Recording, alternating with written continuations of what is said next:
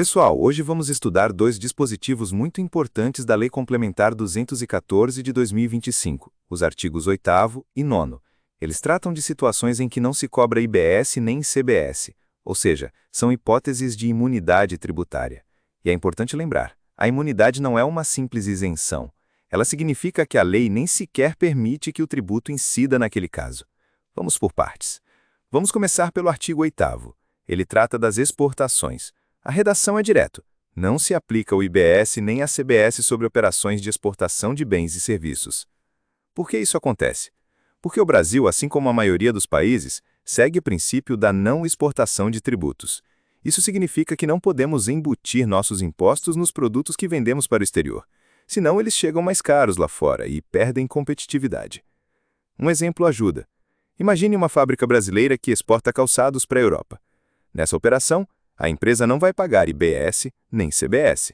Isso porque o objetivo é exatamente desonerar o produto nacional no mercado internacional. Assim, ele se torna mais competitivo.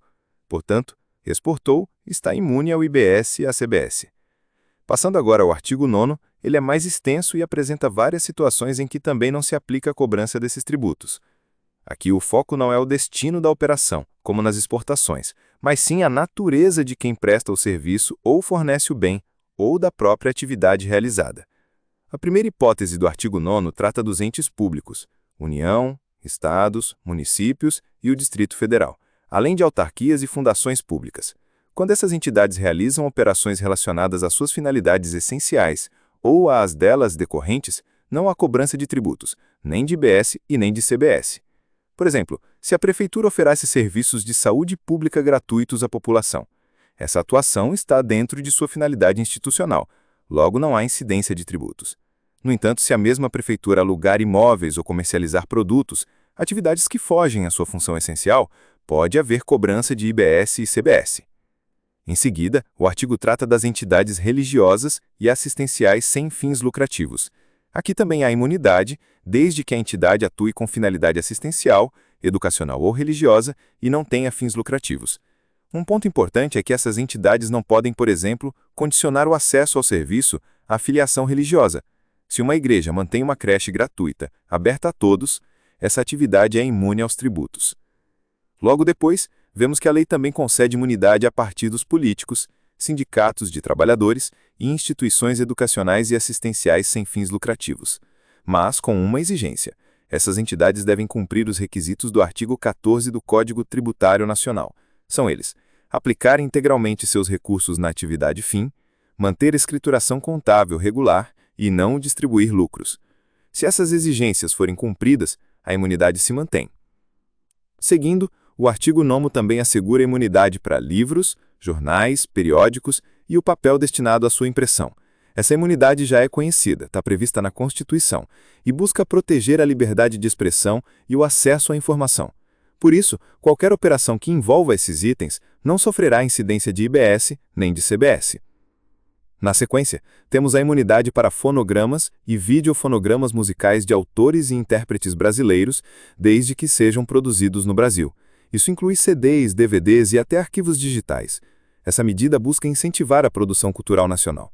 Mas, atenção, se a duplicação for industrial e feita em larga escala, como quando uma fábrica faz milhares de DVDs para revenda, a imunidade não se aplica. Logo após, o texto menciona as operações de radiodifusão de sons e imagens de recepção gratuita, ou seja, transmissões abertas de rádio e TV, sem cobrança ao público, também estão isentas do IBS e da CBS. Por outro lado, serviços de streaming pagos ou TV por assinatura não entram nessa regra, pois não são de recepção livre e gratuita.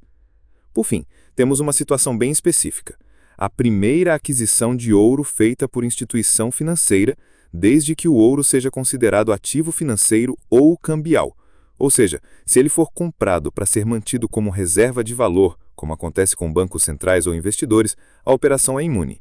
Mas, se o ouro for comercializado como mercadoria, como nas joalherias, a cobrança de tributos é normal. Antes de encerrar, é essencial destacar um ponto importante. Essas imunidades se aplicam nas saídas promovidas por essas entidades. Ou seja, se a entidade imune está vendendo ou prestando serviço, a imunidade vale. Mas se ela está comprando, a imunidade não se aplica, Portanto, a tributação pode ocorrer normalmente na aquisição de bens ou serviços por essas entidades. Para concluir, o que os artigos 8º e 9º nos mostram é que a Lei Complementar 214 buscou preservar os princípios constitucionais de justiça tributária, proteção à cultura, liberdade de expressão e não exportação de tributos. Entender essas imunidades é essencial tanto para quem atua com planejamento tributário, quanto para quem presta consultoria ou assessoria jurídica.